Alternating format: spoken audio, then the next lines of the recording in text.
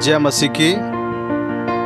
इस वीडियो बनाने का उद्देश्य किसी धर्म का आलोचना या ठेस पहुंचाना नहीं है, पर बाइबल के अनुसार अपने विश्वास को लोगों के सामने में प्रस्तुत करना ताकि दूसरों को लाभ पहुंच सके। आप अपनी बातों को या सवालों को कमेंट के जरिए हमें बता सकते हैं। प्रिय मित्रों, आज हम ऐसे एक विषय पर बात करेंगे कि यीशु मसीह इस संसार का सृष्टिकर्ता है।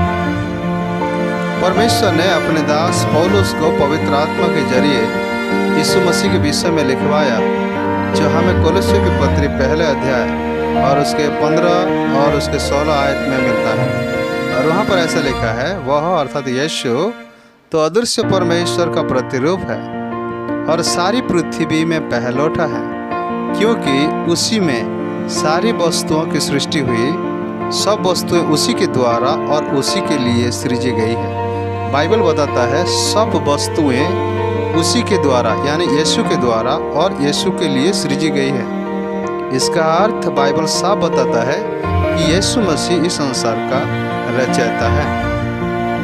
प्रिय मित्रों, यीशु मसीह को समझने में कहाँ हम गलती करते हैं। जब हमारे मनों में यही बातें आता है, यीशु को तो मात्र 2000 साल हो रहा है इस दुनिया में आकर, तो वो कैसे सृष्टिकर्ता हो सकते हैं। परंतु जब हम बाइबल पढ़ते हैं तो हम जान सकते हैं कि यीशु का अस्तित्व उसके जन्म से नहीं परंतु सनातन से ही परमेश्वर के साथ वचन के रूप में अस्तित्व में थे। इसलिए यीशु सृष्टिकर्ता परमेश्वर है, यानी यीशु का अस्तित्व उसके जन्म से ही नहीं परंतु वो पहले से सनातन काल से ही परमेश्वर के साथ उनका अस्तित्व में वो थे वचन के रूप में। प्रिय मित्रों, यीशु मसीह के जन्म से पूर्व अस्तित्व के विषय में बाइबल क्या कहता है। यीशु कहते हैं कि अब्राहम से पहले मैं हूँ।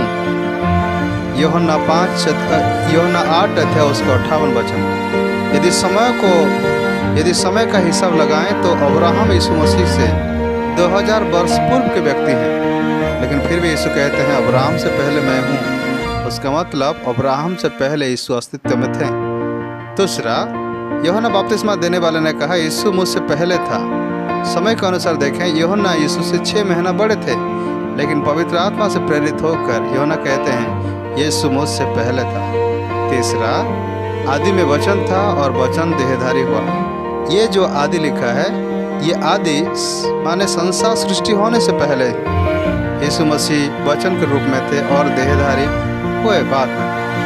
जगत की उत्पत्ति से पहले पिता ने यीशु को प्रेम किया है।